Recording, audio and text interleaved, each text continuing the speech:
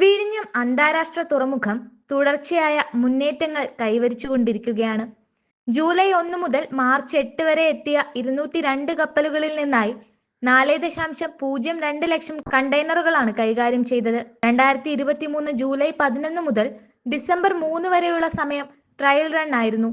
ഇതിനുശേഷം ആരംഭിച്ച വാണിജ്യ പ്രവർത്തനങ്ങൾ 3 മാസത്തിനകം 2.5 ലക്ഷം കണ്ടെയ്നറുകൾ കൈകാര്യം ചെയ്യാൻ സഹായിച്ചു. ഫെബ്രുവരിയിൽ രാജ്യത്തെ 15 പ്രധാന തുറമുഖങ്ങളിൽ വെച്ച് ഏറ്റവും അധികം ചരക്ക് കൈകാര്യം ചെയ്തത് വിഴിഞ്ഞം തുറമുഖമാണെന്നാണ് റിപ്പോർട്ടുകൾ പറയുന്നത്. 40 കപ്പലുകളിൽ നിന്നായി 78,833 TEU കണ്ടെയ്നറുകളാണ് കൈകാര്യം ചെയ്തത്. എങ്കിലും ജാനുവരിയിൽ തുറമുഖം 85,000 TEU കൈകാര്യം ചെയ്തു. മെഡിറ്ററേനിയൻ ഷിപ്പിംഗ് കമ്പനി ആരംഭിച്ച ജെയ്ഡ് സർവീസിന്റെ ഭാഗമായി വമ്പൻ കപ്പലായ മിയ വിഴിഞ്ഞത്തെത്തിയെങ്കിലും മറ്റ് 3 കപ്പലുകളിലെ ചരക്ക് നീക്കം പൂർത്തിയാക്കാത്തതിനാൽ അതിന് ബർത്ത് ചെയ്യാനായില്ല. വിഴിഞ്ഞം ട്രാൻസ്ഷിപ്മെന്റ് പോർട്ടായി രാജ്യത്ത് ഉയർന്നു വരികയാണെന്നും വ്യാപാര മേഖലയിലെ പ്രമുഖർ അഭിപ്രായപ്പെടുന്നുണ്ട്. വിഴിഞ്ഞം അന്താരാഷ്ട്ര തുറമുഖം വ്യാവസായിക നിക്ഷേപത്തിനുള്ള ഒരു വലിയ ആകർഷണ കേന്ദ്രമായി മാറുകയാണ്.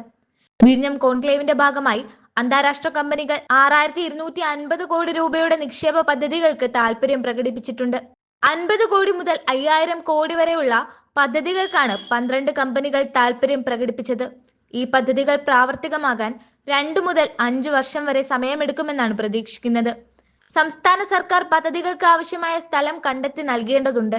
അതിനുള്ള നടപടികൾ ആരംഭിച്ചതായാണ് അറിയാൻ കഴിയുന്നത്. രാജ്യാന്തര കമ്പനികളുടെ വാഗ്ദാനങ്ങൾ ഇൻവെസ്റ്റ് കേരള പദ്ധതിയിലാണ് ഉൾപ്പെടുത്തിയിരിക്കുന്നത്. 50 കോടി മുതൽ 5,000 കോടി രൂപ വരെയുള്ള നിക്ഷേപ പദ്ധതികൾക്ക് 12 പ്രമുഖ കമ്പനികളാണ് മുന്നോട്ട് വന്നിരിക്കുന്നത്. ദുബായ് ആസ്ഥാനമായ ഷറഫ് ഗ്രൂപ്പ് വിഴിഞ്ഞത്ത് ഇൻലാൻഡ് കണ്ടെയ്നർ ടെർമിനൽ ആരംഭിക്കുന്നതിൽ താൽപര്യം പ്രകടിപ്പിച്ചിട്ടുണ്ട്. 5,000 കോടി രൂപയുടെ ഈ പദ്ധതിക്ക് സർക്കാർ ആവശ്യമായ സ്ഥലം അനുവദിച്ചാൽ ഉടൻ ആരംഭിക്കാനാണ് തീരുമാനം. ഡൽഹിയിൽ 110 ഏക്കറിലായി ഗ്രൂപ്പിന് ഇതിനകം ഇൻലാൻഡ് കണ്ടെയ്നർ ഡിപ്പോ പ്രവർത്തിക്കുന്നുണ്ട്. ഇതോടെ വിഴിഞ്ഞം കൂടുതൽ രാജ്യാന്തര കമ്പനികളുടെ ഒരു പ്രധാന ചരക്കുനീക്ക കേന്ദ്രമാകും. കൂടാതെ 300 കോടി രൂപയുടെ സ്വകാര്യ റെയിൽ ടെർമിനൽ നിർമ്മിക്കാൻ മെറ്റ്ലോ കമ്പനിയും കണ്ടെയ്നർ ഫീഡർ സ്റ്റേഷനുകൾക്കായി care India, Raja agencies, Hind terminal, mercantile logistics എന്നീ കമ്പനികളും പദ്ധതികൾ മുന്നോട്ട് വെച്ചിട്ടുണ്ട്. ഭവാനി ഗ്രൂപ്പ് 100 കോടി രൂപയുടെ കണ്ടെയ്നർ ഡിപ്പോ നിർമ്മാണത്തിനുള്ള പദ്ധതിയും സമർപ്പിച്ചു. ലോജിസ്റ്റിക് സേവനങ്ങളായും വെയർഹൌസിംഗ് മേഖലയിലും നിക്ഷേപം വളരുന്നുണ്ട്. സംവേദ, സത്വ എന്നീ കമ്പനികൾ 50 കോടി വീതം വെയർഹൌസുകൾക്കായി നിക്ഷേപിക്കുമെന്നാണ് റിപ്പോർട്ട്. ലഷാക്കോ, ഗോൾഡൻ ഹോൺ കണ്ടെയ്നർ സർവീസസ് തുടങ്ങിയവ 50 കോടി രൂപയുടെ ചില്ലിംഗ് യൂണിറ്റുകൾ സ്ഥാപിക്കാനും സന്നദ്ധരായി. ഇതെല്ലാം ചേർന്നാൽ വിഴിഞ്ഞം ഇന്ത്യയിലെ ഏറ്റവും വലിയ ട്രാൻസ്ഷിപ്മെന്റ് പോർട്ടുകളിൽ ഒന്നായി മാറും. ഇതിനോടൊപ്പം വിഴിഞ്ഞം തുറമുഖം വനിതാ ശാക്തീകരണത്തിന്റെ ഒരു ഉജ്ജ്വല മാതൃകയാവുകയും ചെയ്യുന്നു. അദാനി വിഴിഞ്ഞം പോർട്ടിൽ ഓപ്പറേറ്റർമാർ പ്രധാന പങ്ക് വഹിക്കാൻ തുടങ്ങിയിരിക്കുന്നു. 7 വിഴിഞ്ഞം സ്വദേശികൾ ഉൾപ്പെടെ 9 വനിതാ ഓപ്പറേറ്റർമാരാണ് യാർഡ് ക്രെയിൻ നിയന്ത്രിക്കുന്നതിൽ മുൻപന്തിയിലുള്ളത്. ആകെ 20 ക്രെയിൻ ഓപ്പറേറ്റർമാരിൽ ഇവർ വലിയ പങ്ക് വഹിക്കുന്നുണ്ട്. ഇന്ത്യയിൽ ആദ്യമായാണ് വനിതകൾ ഓട്ടോമേറ്റഡ് ക്രെയിൻ നിയന്ത്രണം ഏറ്റെടുക്കുന്നത്. അതീവ വൈദഗ്ധ്യത്തോടെ ചെയ്യേണ്ട ജോലിയാണ് ഇവർ ഏറ്റെടുത്തിരിക്കുന്നത്.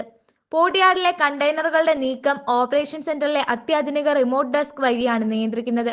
വിഴിഞ്ഞം തുറമുഖം വലിയ സാമ്പത്തിക മുന്നേറ്റത്തിനുള്ള തുടക്കമാവുകയാണ്. കേന്ദ്ര സംസ്ഥാന സർക്കാരുകളുടെ പിന്തുണയും സ്വകാര്യ നിക്ഷേപകർക്കുള്ള ഉത്സാഹവുമൊക്കെയായി ഇത് ഇന്ത്യൻ സമുദ്ര ഗതാഗത രംഗത്തെ ആഗോളതലത്തിലേക്ക് ഉയർത്തുമെന്നാണ് പ്രതീക്ഷിക്കപ്പെടുന്നത്.